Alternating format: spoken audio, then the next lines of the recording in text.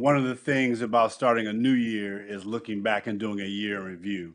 One of our favorite sources, the Pew Research Center, published a story or a report around the 12 striking findings that they studied last year. We're going to talk about them today. There's a wide-ranging list of things from immigration to thoughts on higher education and more.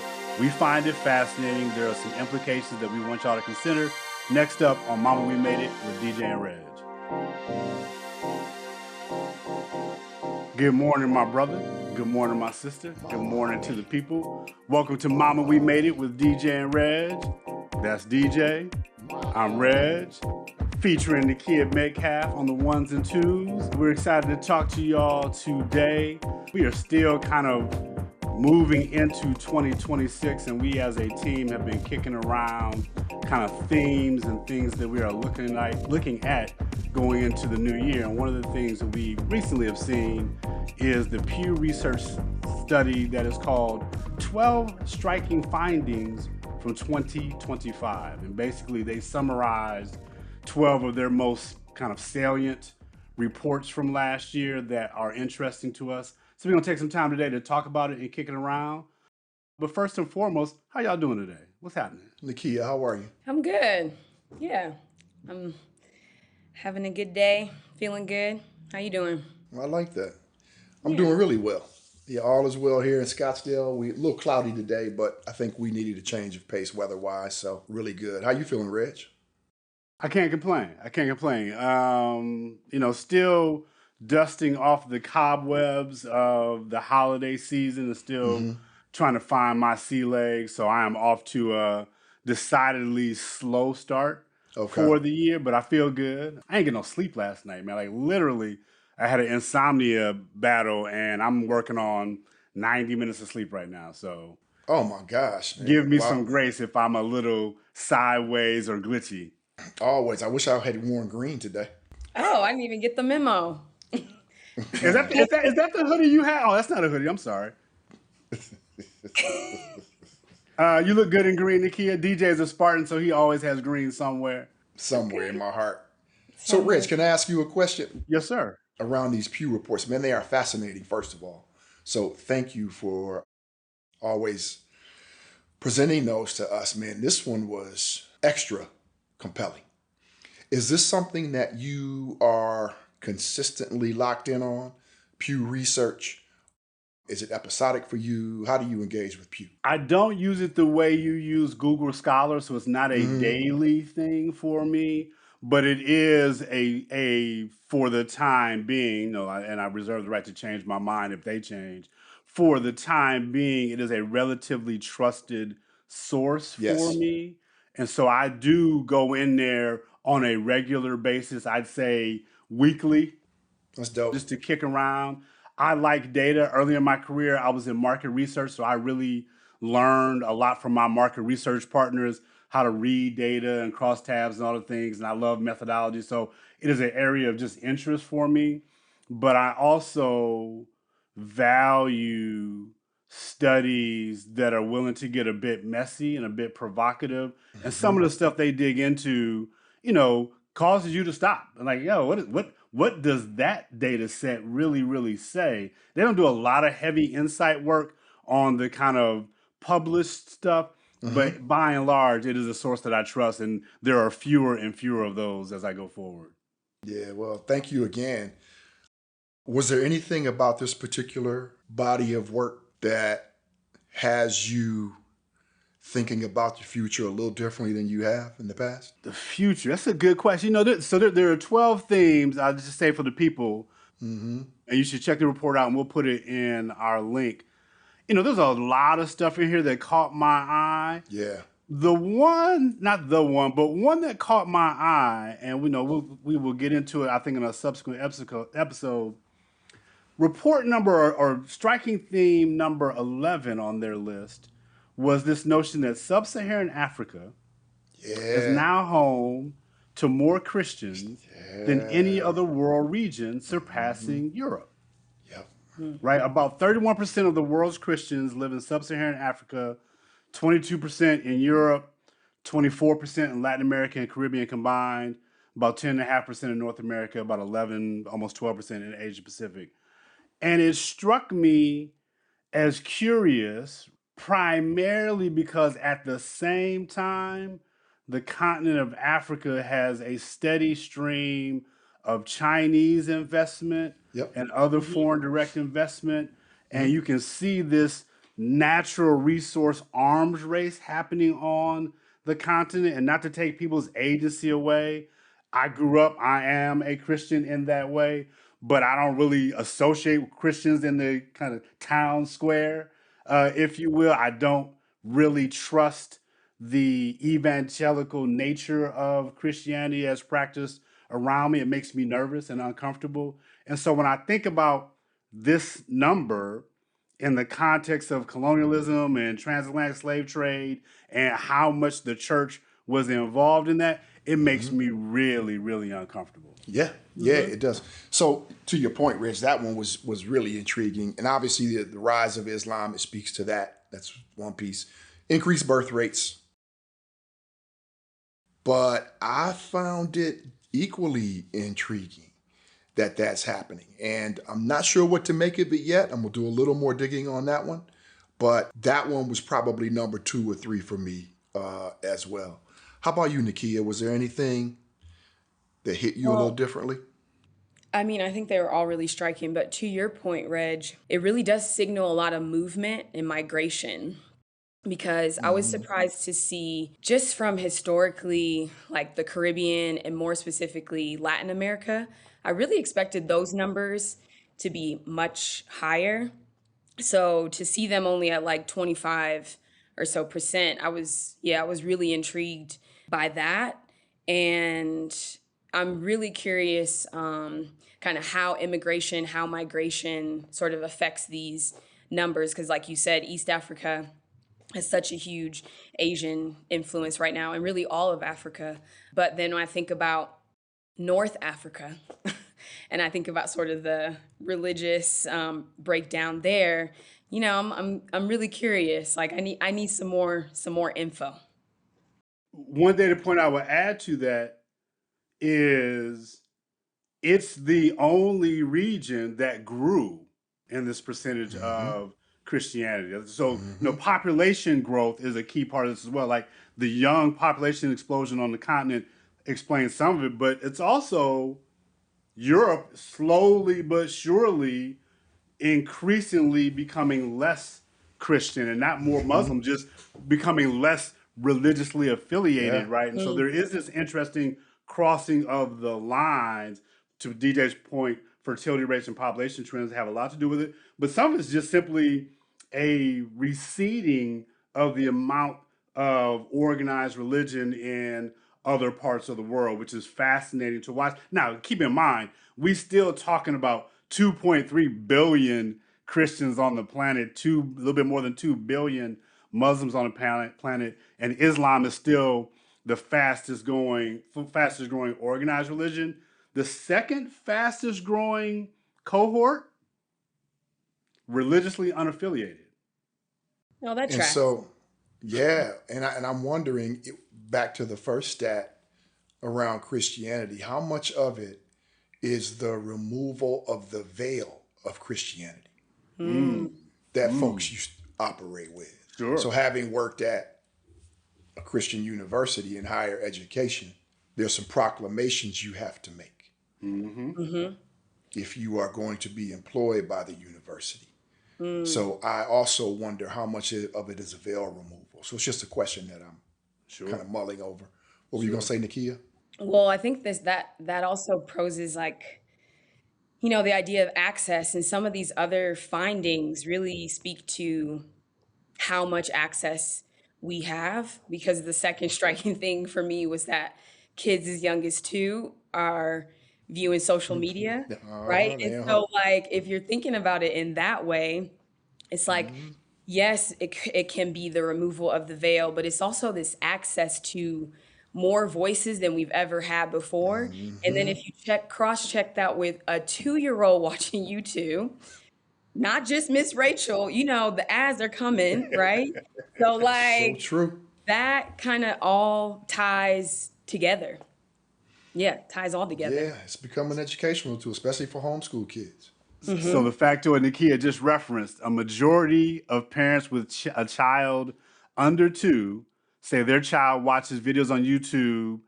62% of parents with a child under 2 say they have ever done in the past year, up from 45%.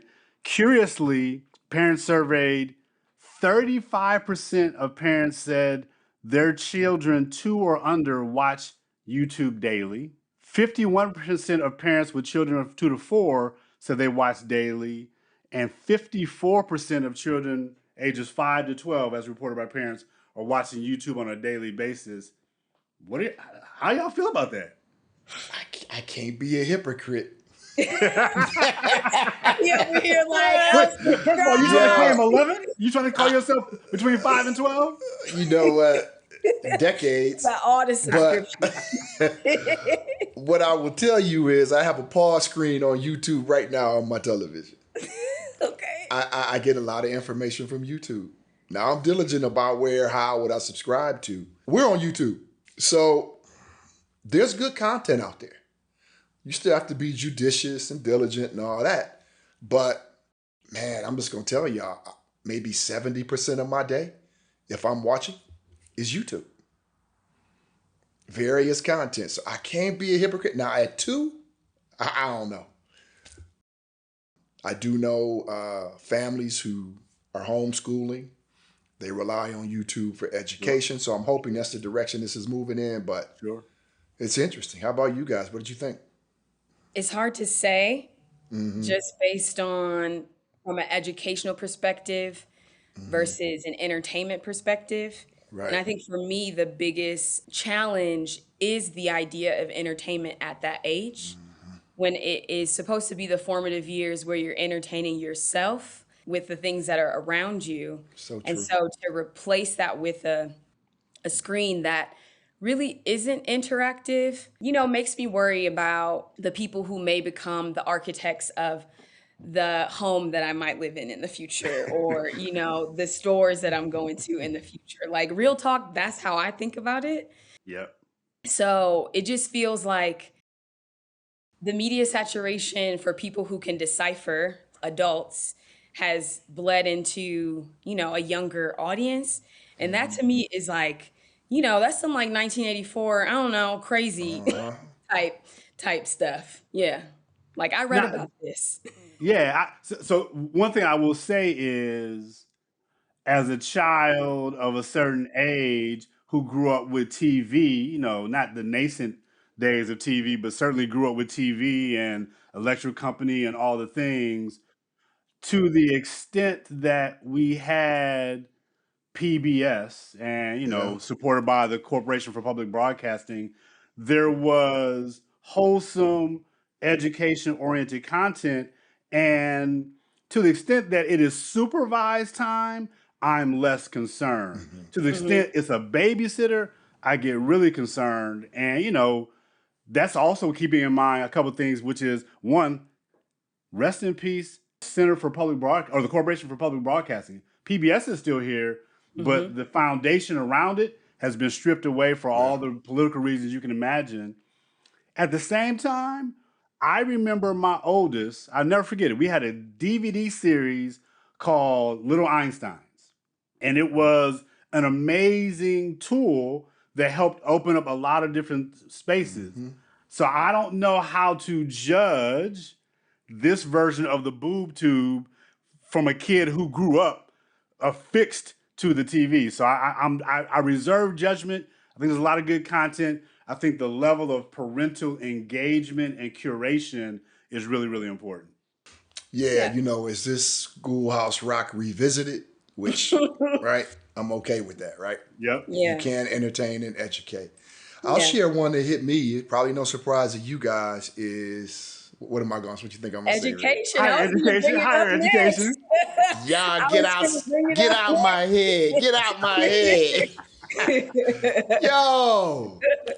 Man, I could spend the whole day talking about this, crazy as hell. So negative views of U.S. higher education have risen to 70%.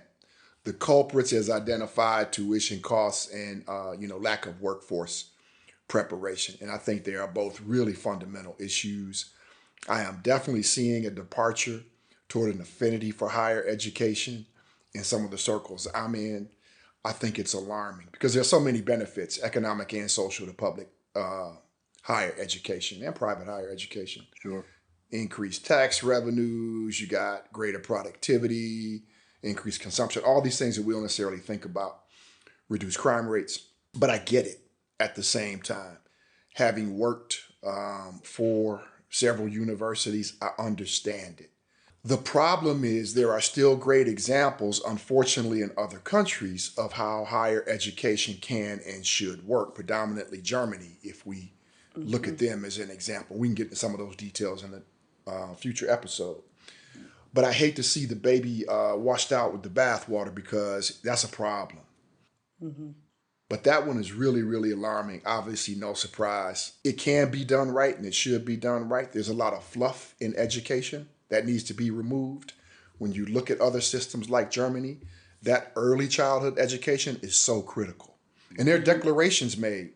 Are you going a scholastic route or a practitioner's route? Like, those declarations are made pretty early. Not that you can't make shifts. So the fluff is sort of washed out early. Sure. So I'll kind of leave it there. You guys got any commentary on that as far as higher education? Well, so actually, this is one of the findings that I thought kind of really directly connected to flourishing, because is the doubt solely coming from the workforce and sort of the trajectory of being able to get a job right after college and like being able to get a career, or is it from a context and content perspective? Like, those are some details that I think I would really need to know specifically because, yeah, the world is definitely shifting. There's some things that I learned in design school that I think, will take me forever, but that I will use forever. But I would say since I've graduated, there's probably been like 1,000 new programs, and no, I don't know them, and I will know them, right? So I think this question kind of poses that, like, where is this doubt, this negative feeling coming from? So I'd be curious to know what both of you kind of think about that. So that's where my mind goes. This to me is intentional destruction. This is the rise of anti-intellectualism as a form of closing the door behind them, right? So 100 years ago, when many of our people could not get into many of these universities, the access to it, the economics of it, weren't nearly as challenging as they are now. As you watch the integration of the society, you've seen systems like the California public college system become more expensive. It used to be basically free if you lived in the state, right? And that coincides with the rise of Black and brown populations in the California. So you can see there's an intentionality to who they're now saying should get an education. That's one concern. Second concern is, boy, these white folks was big mad when they saw their kids in the street in the summer of 2020. And what did they talk about that summer? Our kids have been indoctrinated at these universities, and the assault on higher education really accelerated in that space. And you saw a really hard push on all the things happening on a college campus that really is designed to challenge your thinking, meet new people that have different points of view. How do you navigate that conversation? That was too much for them. And we saw that all the way through up until last year with all of the conflict around the conflict in the Middle East. So I do think there's an intentionality. And it's also, I'd say that you hear a lot of billionaires talk about, I didn't need college. Guess where all their kids are going? To college. And great ones. And great ones. They're making very much sure that their seed, their progeny, go to higher education schools, which, by the way, it should be said, for a really long time, the probably the crown jewel of what it meant to be in the United States was our higher education system. Yes, sir.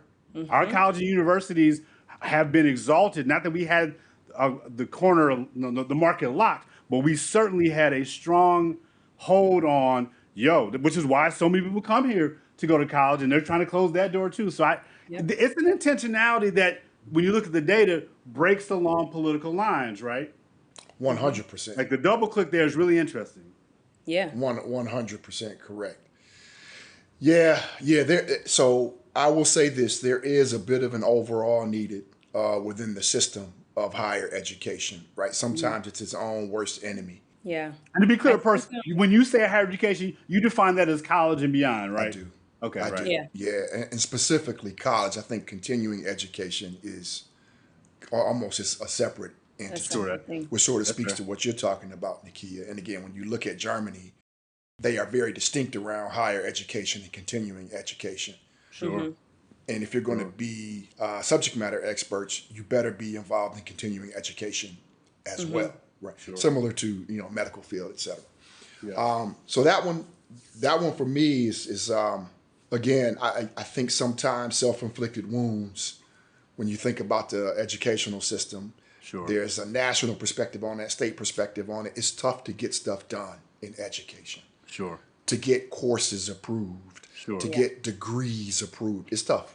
What do you think is the more challenging environment, given that you spend time in both academia or corporate America? I'd probably say academia. It's a lot of red tape. Yeah, it's a That's for lot of sure. red tape. It's a lot of red tape, my people. And Yeah. I think it's and the problem is these folks then enter a world where they're competing against kids from Africa, kids from the UK, kids from right. And again, I hate to say it, Germany, it's public education's free, the higher Yep. education level. Private, small tuition costs, probably worth it. But and there's so much fluff. The general education requirements sometimes are just archaic. So I think it's tougher, Rich, to answer your question, probably in the scholastic space. Okay. Yeah. Dig it. Dig it. Anything else? Well, I was just going to say that when you brought up Germany, and then Reg, you were also talking about how the US used to be this, place that people wanted to come to for school. Another one of the points was like about our national identity and like how Mm-hmm. we're viewed. And Mm-hmm. I think they just are all interwoven, Absolutely. connected. The perception right now of the US is just not the same as it once was, as it relates to education and also as it relates to other themes. And so I think like there used to be a time where, and not that any country or any place is like this amazing, place, but there used to be a time where, yes, not only just the sort of legacy higher education institutions were sought after, but it was like all of it, HBCU. It was just the system in total, in its totality. And so I think that really does speak to the Pew Studies' other point about national identity, Mm-hmm. migration, and just global perception. What did y'all think about that finding? There were two findings there that you're referencing that I thought was interesting. One was, after more than 50 years of rapid growth, the number of immigrants living in the U.S. is on the decline, right? And some of that is deportation, some of that is voluntary departures, and some of that is fewer new arrivals. Like the disincentive coming from this administration around this is a chilling effect on immigrants coming to the country. And then the other one that was curious to me, and I think it's got a rich country bias, I don't know what to do with it. The view of the US has worsened, and views of China have improved across many of the 10 high income countries that they surveyed. So basically, you see in this convergence of, used to be a time when a good chunk of the world thought the US versus relative to China Mm-hmm. on balance was more favorable. Now, the opinion is basically 35% of people surveyed have a favorable opinion of the US, 32% have a favorable opinion of China. And so I do think that there is, for lack of a better word, some brand damage happening right now with the political winds and how they're blowing. Again, we are barely a year into this, We ain't even talked about what's going on in Latin America and Right. Venezuela and Greenland and all the things of this new doctrine that is being rolled out. And so it is the agents of chaos have sown much discord, and for them, it's bearing fruit. Like this is all very intentional. This is not a trend. All these trend lines are broken. Like the curves have an inflection point that is very obvious. So it concerns me about how much of it is a distraction around perception when the reality is still send your kids to the best school you can, still start reading to them as early as possible, find a way to get your kids in college. That is not to say that vocational schools and trade schools aren't valuable. It's just simply to say continue to learn in an organized as well as informal way your entire life. It is still important no matter what these findings say. Don't let them dissuade you and think, college ain't that important. It is. It's very important. I'd like to say one more thing too about the immigration statistics. For those of us or you that are getting so excited about folks leaving, which means more people look like me, don't get too excited.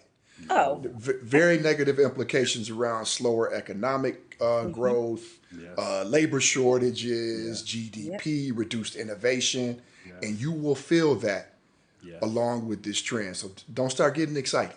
Yes. no. Not to mention how many doors have been closed from countries of people that look like us. They can't come in now. Right. Like Right. a good number of those countries Right. are on the continent of Africa. They're like, yeah, no, we good. Don't come this way. Yep. That's Yeah. really concerning. Sure It's is. very true. Very true. Last one, if I can just serve it up. Absolutely. Yeah. I thought the one on betting, on sports betting, was really interesting. So the conversation, and I'm going to pull it up and get it right perfectly. Where to go? Americans have grown more critical of the widespread legalization of sports betting, especially amongst young men. Overall, 43% of U.S. adults say the fact that sports betting is now legal in much of the country is a bad thing for society. The reason why I bring that one up is young men over index in sports betting, Black and Latino men over index in sports betting. And so a world where, yeah, it can count with your fantasy football team or your March Madness pool, but increasingly our young brothers are online sports betting. Yes, they I are. do not like that trend whatsoever. And the data says they don't either. They know it's a bad thing. Whether or not it's an addiction and There waiting, you go. we will see. There you go. Crack is bad. Overconsumption of alcohol is bad. Yeah. Right? Right? I But Yeah. we mean, know, yeah. it's all bad, and also we'll have to have a whole nother episode on the lottery. But it's just another seed It in is. Riverboat that gambling, space. it's always a hustle. In that It space, is. It is. So Good old it Davenport, is Iowa. concerning, but it's all about access. It's all about access and It having a is. whole lot of it, which is rough. It's definitely gonna be something that people will actively have to move away from. If we close with just one takeaway you would want the people to take, what are we saying to them? How do we want them to think about and move in light of these insights? You hit it for me already, Reg. Pause when you said learn, uh, educate yourself. Don't let these numbers throw you into a tizzy about cost of education, etc. There are still alternatives. Nakia, you said it in a prior episode. You better be in learning mode all the time, regardless of these statistics. So that's what it says for me. Yeah, I agree. Flourish, get free. Sorry, Nikki, go ahead. No, I mean, you summed it up. I'll just say, as a former nanny, go outside, kiddos, take your kids outside, Touch play. grass. Yeah, I have love some that. fun, build a snowman, whatever. I love it. Love that. I love it. I love That's it. my message. This is Mama We Made It. That's DJ. I'm Reg. That's Nakia. I'm trying not to point at you, Nakia, because I'm used to pointing at DJ. So I got to come up with a new thing for you. But this is Mama We Made It. This is the team that brings it to you once a week on Wednesdays. Marina's behind the scenes making it all work for us. Check us out on YouTube, wherever you get your favorite podcast. We are always trying to get free and bring as many people with us to freedom as possible. Peace.